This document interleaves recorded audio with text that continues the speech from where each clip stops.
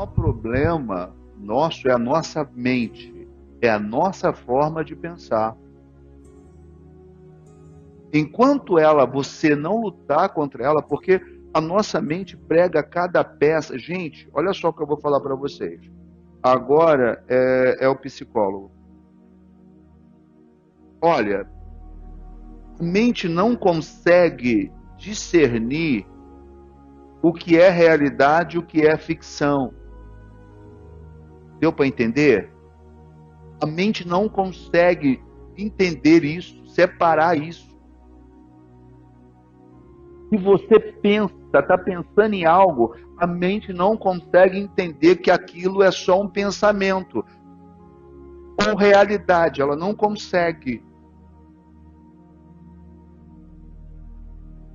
Olha bem, e aí, o que acontece? Quando você coloca um pensamento fixo na sua cabeça, ela não vai interpretar isso como apenas um pensamento. Para ela é a sua realidade, porque ela não consegue separar isso. Se você fica pensando numa coisa 24 horas por dia, a mente não separa isso. Por isso que existem as pessoas depressivas. Muitas das vezes é a pessoa que desenvolve esse problema na sua própria vida, porque a mente não separa ficção de realidade. A mente que não separa a ficção da realidade, é o coração que pode ser enganoso, é o espaço que pode ir para outro caminho. Por isso que Deus vai falar, revestidos da armadura de Deus, para que você tenha uma mente sadia, para que seu coração seja sadio. Porque senão a gente vira uma É isso aí. Por isso que eu... Não. Por isso que eu falo sempre para vocês que vocês são o comportamento de vocês, o estilo de vida de vocês, o ânimo de vocês se dá por aquilo que vocês pensam de vocês mesmos. Você é o que você pensa. Quando você olha para uma pessoa triste, esse é o pensamento dela. Quando você vê uma pessoa com comportamentos, destrutivos, é porque é assim que ela pensa de si mesma.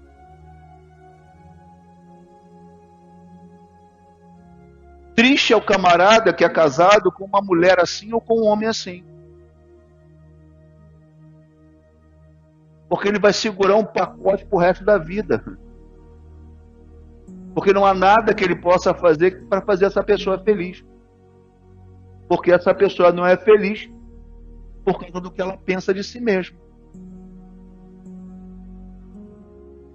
Então, se é ela que criou esse problema, quem é que pode solucionar? Não há nada de bom para essa pessoa, porque ela não consegue pensar coisas boas a respeito de si mesma. Então, ela sempre vai ser essa pessoa aí. Entendeu a prova que a pessoa entra? E não é o diabo, não tem nada a ver com o diabo. Tem a ver com a armadilha que a mente montou para a vida dela. A cilada da mente. A mente cria uma armadilha que nos envolve de uma forma que nós ficamos presos igual passarinhos na gaiola. E aí a gente prejudica, a gente vai botando nossos filhos dentro dessa gaiola, vai colocando o marido dentro da gaiola, você vai colocando todo mundo dentro da gaiola, até a igreja dentro da gaiola. E dentro dessa gaiola você enxerga de acordo com aquilo que você criou, o seu mundo que você criou. Então, não vai gostar de você, mas isso é você que está interpretando, não tem nada a ver com o outro. Aí a gente chama de projeção. Esses tipos de pessoas que criam, que permite que a mente arme essa armadilha para ele começa a projetar o que ele pensa nos outros, ou seja, ele pensa mal de si mesmo. Então, eu olho para a Aninha e projeto, ela também pensa mal de mim. Aí eu olho para a Monique e eu projeto, a Monique também não gosta de mim. Mas, na verdade, eu estou projetando a armadilha que a minha mente montou para mim. E aí eu começo a projetar o que eu penso e o que eu sinto sobre os outros. E aí eu não tenho nenhum lugar de felicidade, nenhum ambiente que me alegra. Compreendeu? E é essa bomba que muitas das vezes, né, explode no meio da igreja, no meio de um relacionamento. Tá bom, gente? O livro do Apocalipse é justamente revelação. Estou revelando para vocês. Tá? Então, aqui vai dizer que apenas os sinceros de coração, apenas aos discípulos. Discípulos, irmãos, é aquele que, de certa forma, está disposto a se sacrificar para levar os ensinamentos de Jesus a outras pessoas. Não é aquele que só quer ouvir. Quem quer ouvir, irmão, não é discípulo.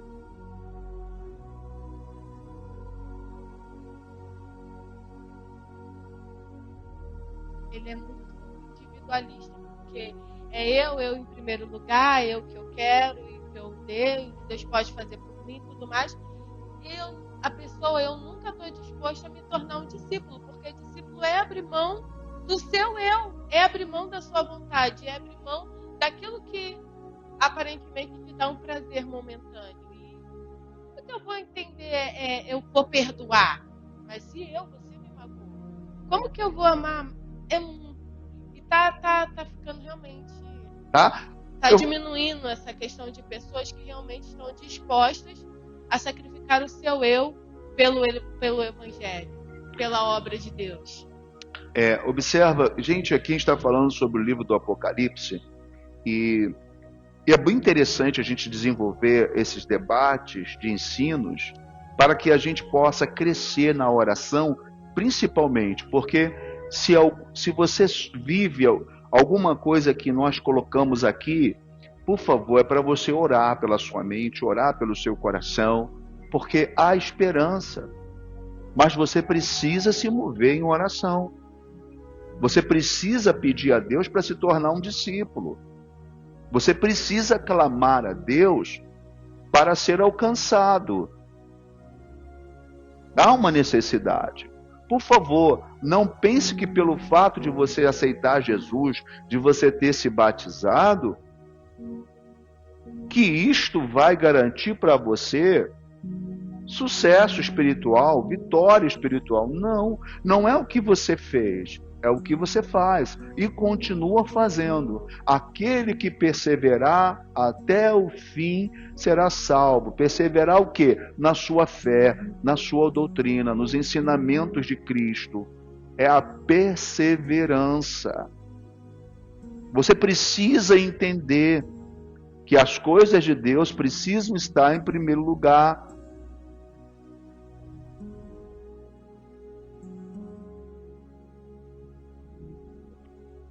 Isso é entendimento real. Gente, ou se vocês soubessem, os pais aqui soubessem, que os nossos filhos, eles precisam do Deus que habita em nós, e não do pai e da mãe material que somos. Se vocês entendessem isso. Vocês querem dar por filho as piores coisas que vocês têm, que é o amor de vocês, o sentimento de vocês, o carinho de vocês. Mas o que é bom vocês não querem dar, que é o que Deus poderia dar a vocês por meio do Espírito Santo, que mudaria a vida dessa criança, que levaria essa criança por um caminho excelente. O que vocês dão para eles, que é o beijo, é o abraço, não muda em nada a vida deles. Pelo contrário. Mas vocês não querem se encher de Deus para dar realmente o que é importante para os seus filhos. Isso me apavora. Vocês acham que um abraço e um beijo supera a oração, o jejum de vocês fariam pelos filhos de vocês? Vocês não fazem o jejum nem a oração, mas querem abraçar e querem beijar e querem dizer eu te amo. Você não ama não, irmão. Se você amasse, você estaria na presença de Deus em jejum e oração pelo seu filho. Isso é amor de Deus. É o que eu falei. O amor O amor realmente entendido pelo Espírito é diferente do amor carnal. Você entende que ama o seu filho porque abraça, beija, dá comida na hora, dá banho. Você entende isso. Mas no mundo espiritual, isso não é amor. No mundo espiritual, amor é quando você jejua. Você lembra quando o filho de Davi, olha bem, Deus me fez, desceu do céu fresquinho. Vocês lembram quando o filho de Davi estava lá doente? O que Davi estava fazendo, irmão? Estava amando o seu filho.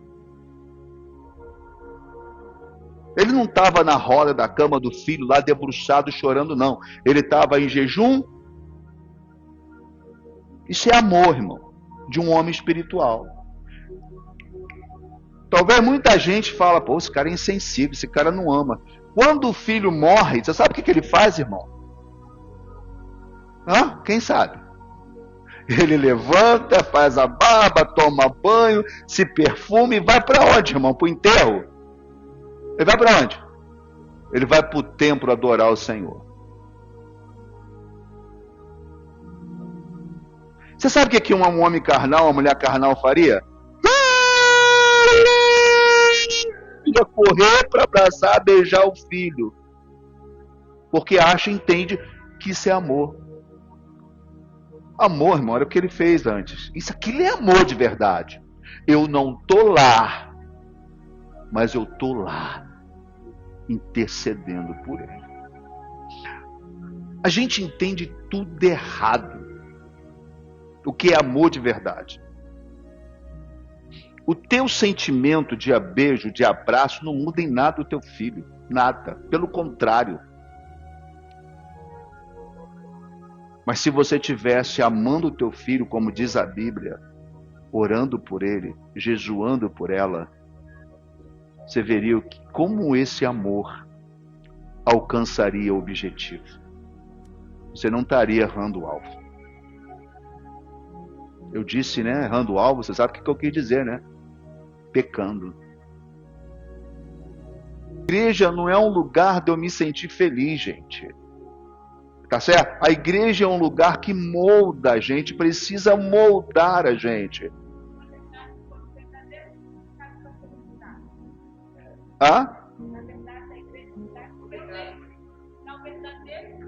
Isso. A felicidade é ser livre de si mesmo. Olha bem, ser livre de si mesmo. Porque quando você nasce com heranças espirituais e genéticas, que às vezes foram horríveis dos seus antepassados.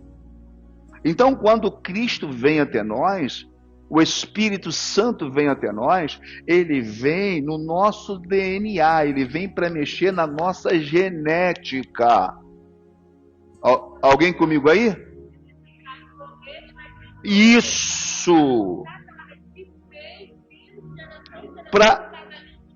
Para vir uma nova genética, ou seja, toda aquele DNA e genética que veio, aquela desgraça que veio, precisa morrer. Aí vai começar, você vai nascer numa nova genética, um novo DNA.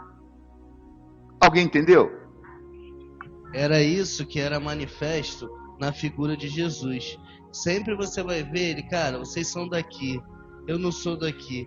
A comida que eu tenho para comer é outra. A mentalidade dele estava realmente numa nova natureza que era do céu. Isso, uma nova natureza. Gente, você sabe como era chamado João? Alguém sabe como chamava o João? Se não me falha a memória, o nome era Aboanerge. Olha o nome que chamavam João, Aboanerge. O que significa isso? Significa que João era filho do trovão. Ou seja, um homem sem flexibilidade, um homem de duro coração, um homem explosivo, homem numa linguagem, porque João tinha na idade de 12 a 14 anos nessa época, quando Jesus o convida a ser discípulo. 12 anos a 14. A gente mais entende que ele tinha 13 anos de idade. Está falando, hoje, 13 anos aqui no Brasil é criança, né? Lá é homem. A gente está falando de discípulos aqui de 13 anos. O mais velho tinha entre 18 e 20 anos, que era Pedro. O restante, tudo abaixo de 16. Então, esse camarada era tão explosivo que ele viu pessoas lá falando de Jesus, de Deus, mas que não andava com Jesus. Ele fala, vou matar todo mundo, essa raça, essa desgraça. Olha só o coração do cara. Muita gente fina, nervoso. E Jesus fala, caraca, cara, eu tenho 3 aqui que, olha, os 3 só andam junto. Claro, os 3 que andavam junto. Pedro e João. Porque os 3 tinham as mesmas características. Os iguais, incrível que pareça, se atraem.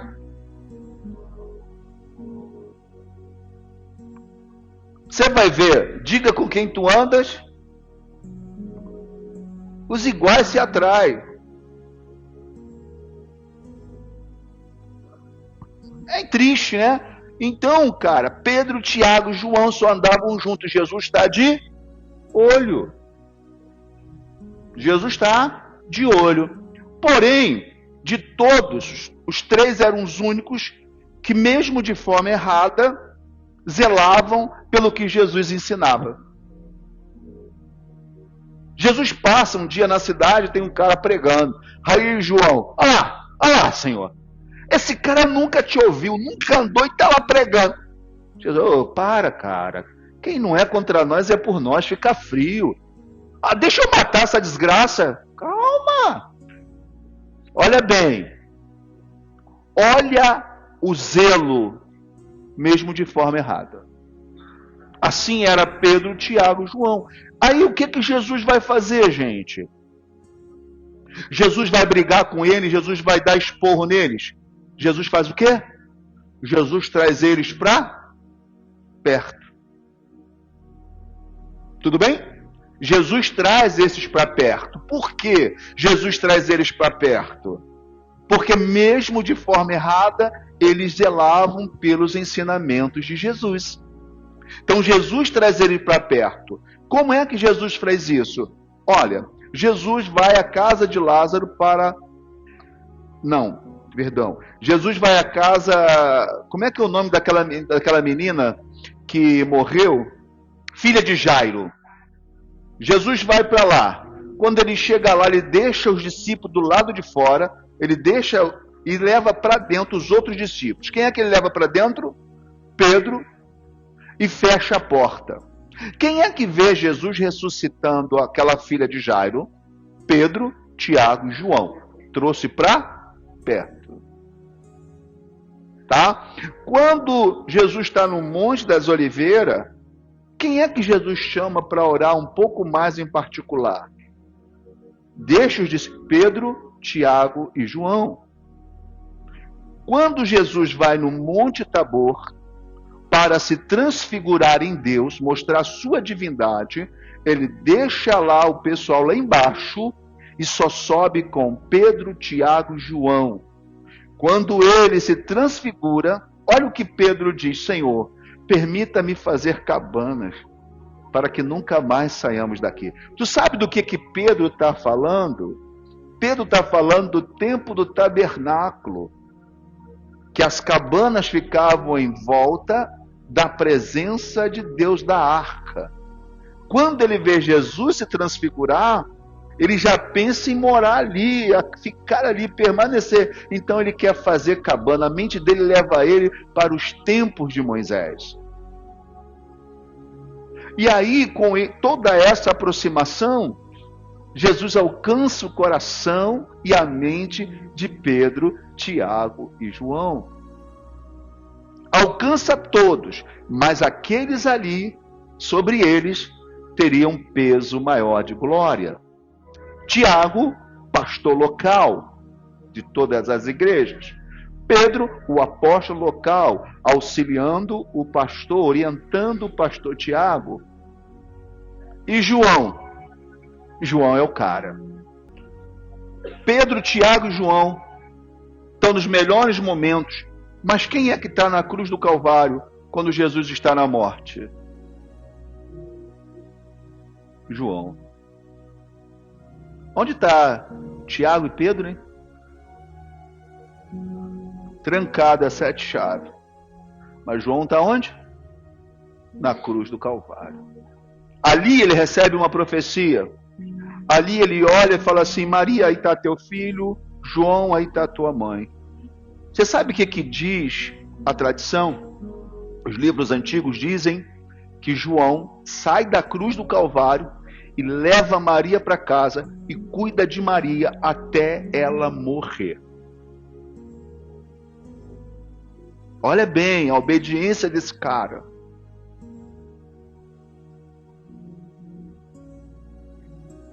Só que tem uma coisa, de Pedro e Tiago e João, Jesus revelava os seus mistérios, levava os três para as coisas, mas os mistérios Jesus revelava a João.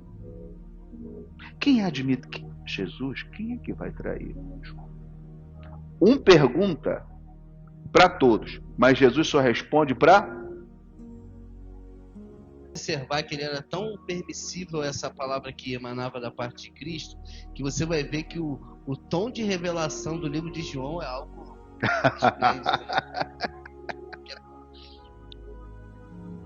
Ó, é engraçado. Pode liberar a angústia aí, meu amor. Ela pegou um texto, ó, pastora, tem base bíblica aqui que pode andar de bolso, hein? Pode falar. Pegou aqui. Fala aí, neguinha. Ah, não tá nada, né? Não é mentira. Vai, né? Eu falei pra eles que eu vou lá. Vai lá. Pedro andava armado. Bota aí no microfone. E ordem de Cristo? Ó, lá em Lucas 22:36 fala assim: então Jesus lhe disse: agora, porém, quem tem bolsa, pegue e faça o mesmo com a sacola. E o que não tem espada, venda a sua capa e compre uma. Eu tô falando pra eles que eu vou comprar uma arma e vou andar com ela.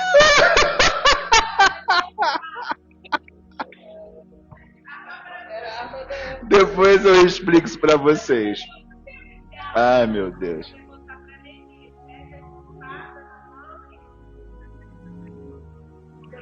Não, mas ali foi literal, tá? Ali foi literal. Aqui foi literal. Ó, vou te dar só uma dica. Não, vou te dar uma dica. Quem tá limpo, quem tá sujo. Só uma dica.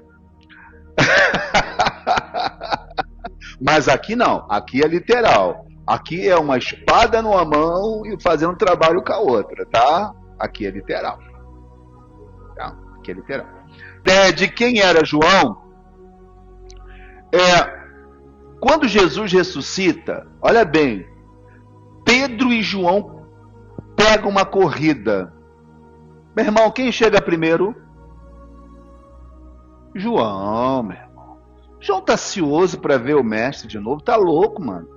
Falaram que Jesus ressuscitou. O amor dele é exagerado. Mas, irmão, ele deu uma volta no Pedro e chegou lá primeiro. Ok? Show de bola. Qual ano, para vocês anotarem, que o Apocalipse foi escrito? Anotem aí.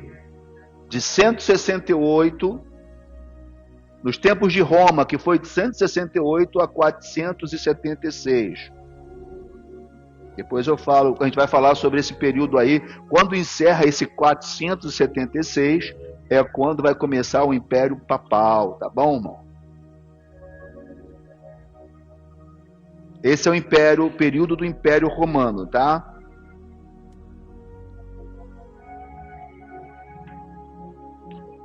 Mas quando é que a reforma, irmão, chega, essa reforma de governo ele chega no ano 27, 168 anos praticamente. Mas Roma começa a governar no ano 27 da era de Cristo. Mas quando é que Jesus morre? No ano 31.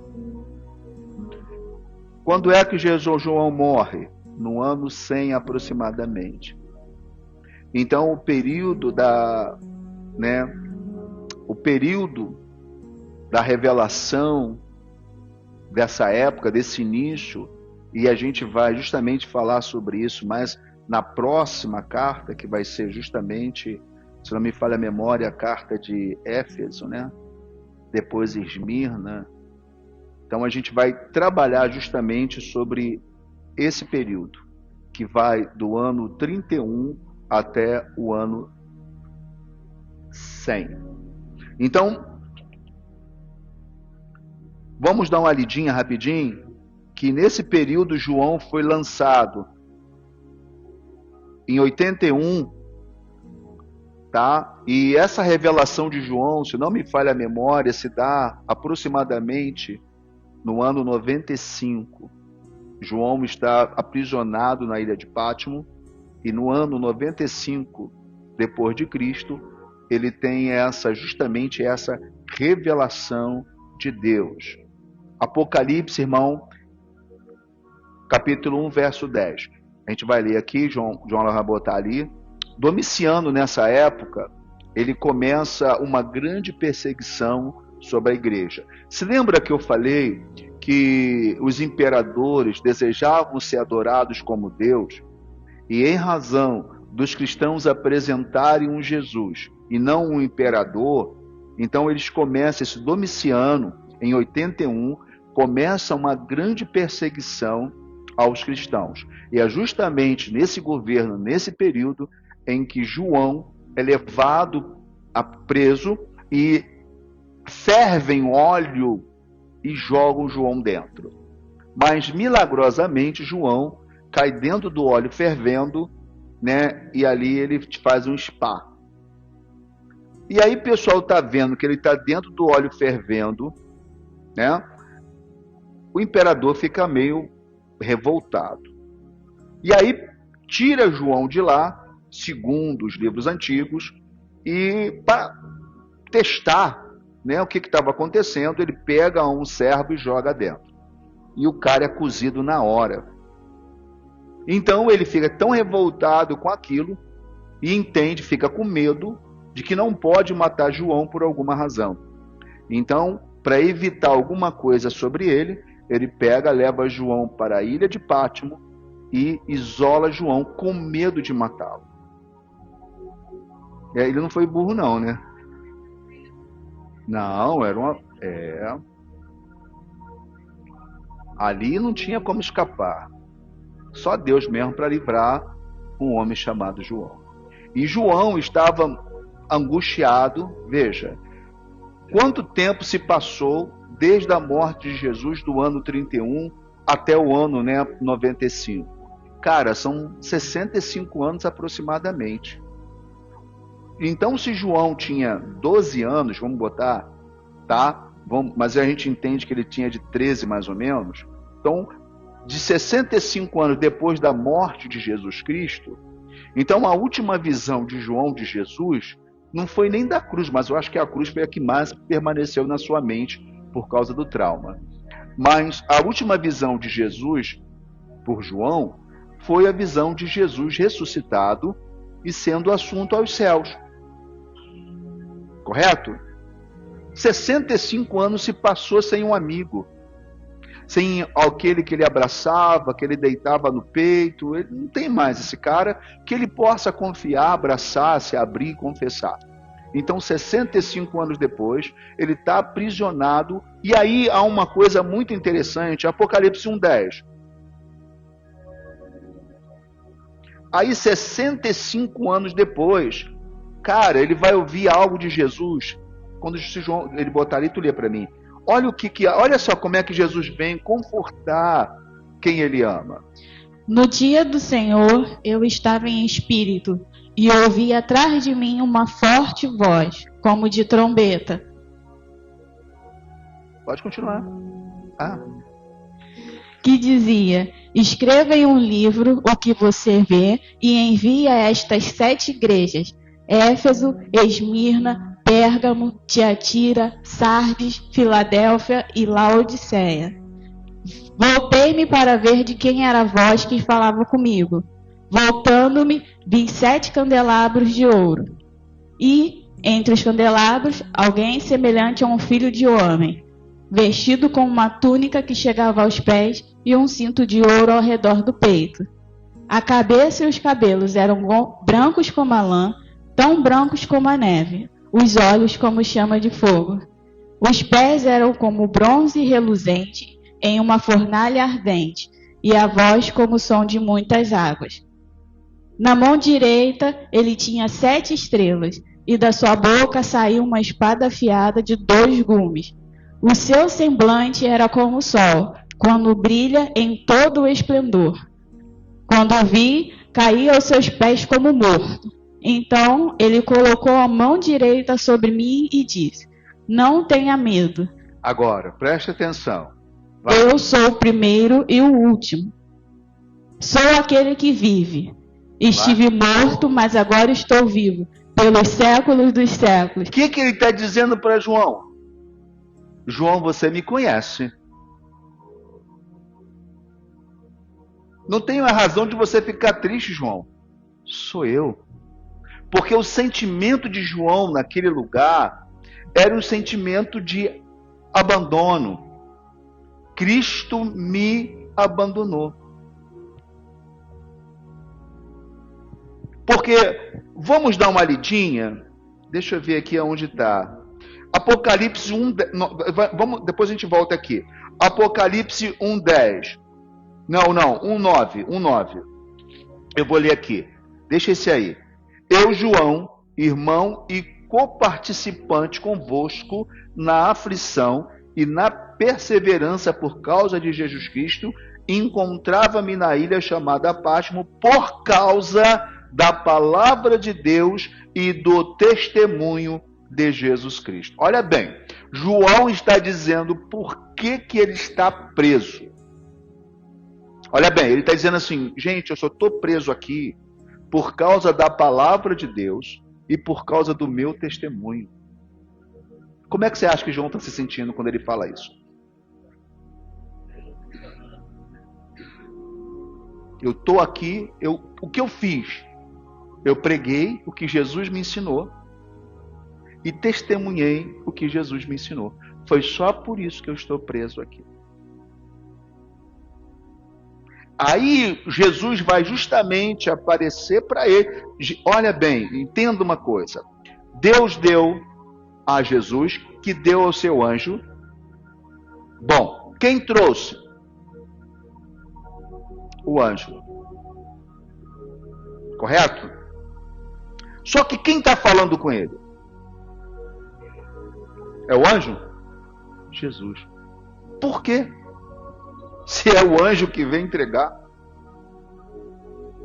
Por causa da necessidade do coração de João. João estava acreditando que havia sido abandonado por Deus, por Cristo, mas em nenhum momento pensou em abandonar a Cristo, mas estava assim, entendendo que Cristo o abandonou, e o abandonou mesmo ele obedecendo e testemunhando os ensinos que Jesus lhe dera. Então, quando o anjo vem, cara, Jesus acho que prefigura sobre o anjo, é você que está aí, mas ele vai ver a mim que estou aqui. Ah, meu irmão, com um 3D ali, sei lá.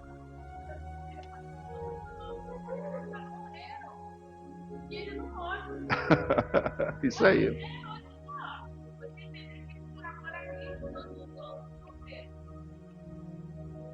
Único.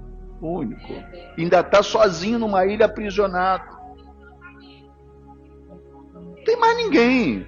O coração dele está despedaçado. Cara, mas imagina quando ele olha, que ouve o cara falar assim, João, você não... ele sabe que João não está conhecendo.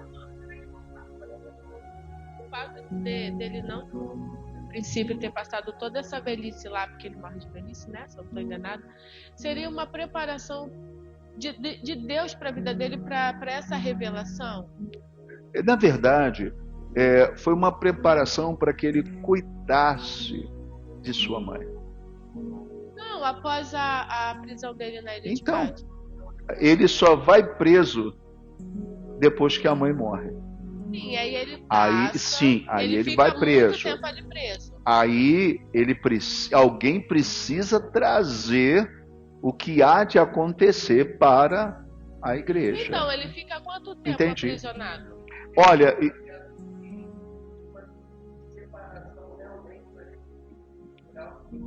era Não, eu só muito tô forte, cogitando, né? porque Não, você não, vai claro. ver, beleza, Jesus manteve ele vivo, ele cuidou da mãe e tudo mais, mas todos os outros discípulos, eles morreram por amor a Cristo, e ele é o único que vai ser preso numa ilha. A história dele é diferente dos demais discípulos, Pode falar. entendeu? Então, assim, não é que tem que ter uma necessidade, enfim, mas seria por causa disso? Sei lá. Olha, a gente não tem essa. Tem como A gente saber. não tem como saber. Mas não tem. A gente faz assim uma alusão, né, da razão pelo qual, né, que é bem legal. E eu só acho muito legal essa preocupação de Jesus, né, com os mínimos detalhes. E aí ele vai e fala: João, você não está me conhecendo? Aí para o João entender, ele vai usar essa linguagem, né? João, eu sou aquele que tive morto, mas eu ressuscitei, João. Eu sou o primeiro. Rapaz, eu já fico imaginando o olhar esbugalhado de João, sabe? Fico vendo a cena. João deve regalar um olhão e... Jesus. Ele, calma, olha só. Aí ele vai falar uma coisa, que ele fala assim: calma, João. Eu sei que você está pensando que vai morrer, porque 65 anos depois, quantos anos tem João? 70 e todos. Preso numa ilha, comendo muito mal. Então João está entendendo que o tempo dele acabou ali. Tá? E tem uma igreja em Éfeso que Paulo começou. Você vai ver que Paulo ele vai plantar naquela cidade Priscila e Áquila. Eu acho que está em 1 Coríntios 2, alguma coisa assim. Paulo vai plantar Priscila e Áquila, e depois acho que vai chegar um. Como é que é o nome dele? Jesus Fernando? Não lembro. Então soma esses três e a igreja cresce naquele lugar. E aí Paulo vai fazer uma declaração assustadora. Paulo vai falar assim: olha, gente, quando eu não estiver mais aqui, entrará no meio de vós lobos devoradores, que se passará por apóstolo, mas não são. Então, lá em Éfeso tem esse... E João, cara, Deus vai fazer justamente toda essa revelação. E aí Jesus fala para ele: sou eu. Cara, eu acho que João se tornou o homem mais feliz. Aí Jesus vai falar para ele assim: João, mas fica tranquilo, João. Eu tenho a chave da morte e do inferno. Porém, gente, quando Jesus fala a chave da morte e do inferno, não é o inferno literal que Jesus está falando. Jesus está falando que eu tenho chave da morte e da sepultura. É isso que ele está falando. Ele está dizendo o seguinte: João, ainda que você, cara, você morra, cara, eu vou te ressuscitar.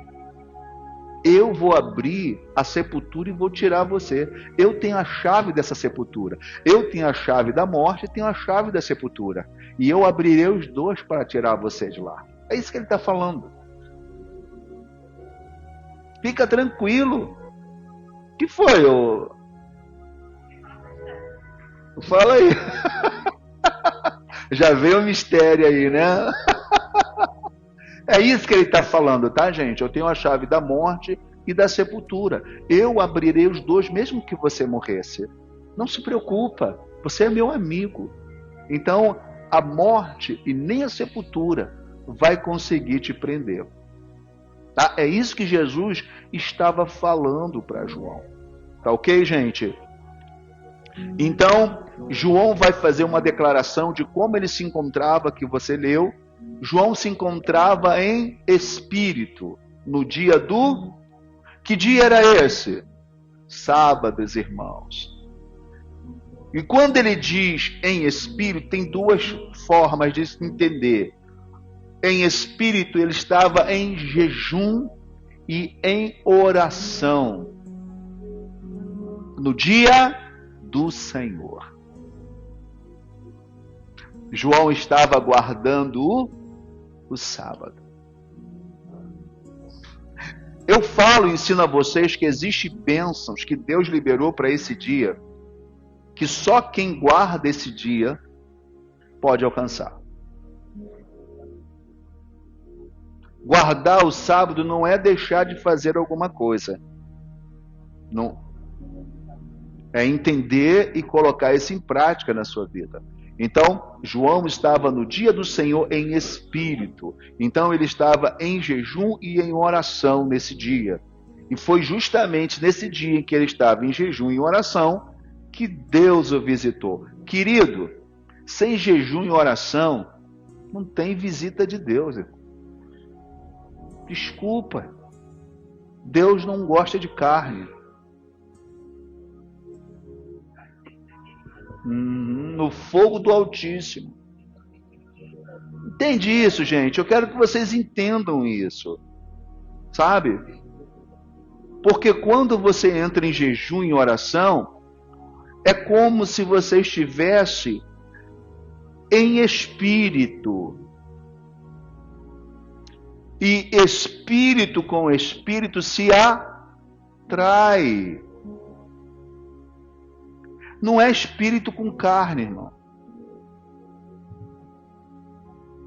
Tá? Você vai ver que depois que Jesus ressuscita, em todo lugar que Jesus vai, Jesus come. Jesus come mais quando ressuscita do que quando está na carne, irmão. Enquanto Jesus está na carne, ele só jejua, irmão. Mas depois que ele ressuscita, onde ele vai é pão, onde ele vai é peixe. Dá uma estudada na Bíblia aí, irmão. Você vai ver o que eu estou falando. Mas antes de ressuscitar, só os discípulos comiam.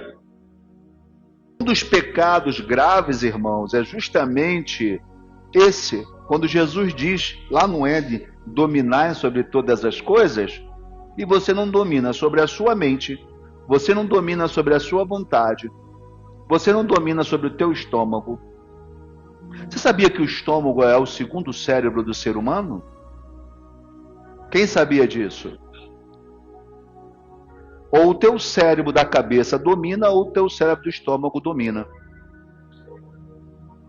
É o outro cérebro. Tá? E é por isso que o inimigo da nossa alma adora se alojar no estômago do ser humano. Você já reparou que a maioria, que é onde a gente vai expulsar demônio, a maioria vomita? Ou começa... Por que isso, irmão? Porque no estômago pode se originar todas as enfermidades, da mente ao corpo. Tá certo?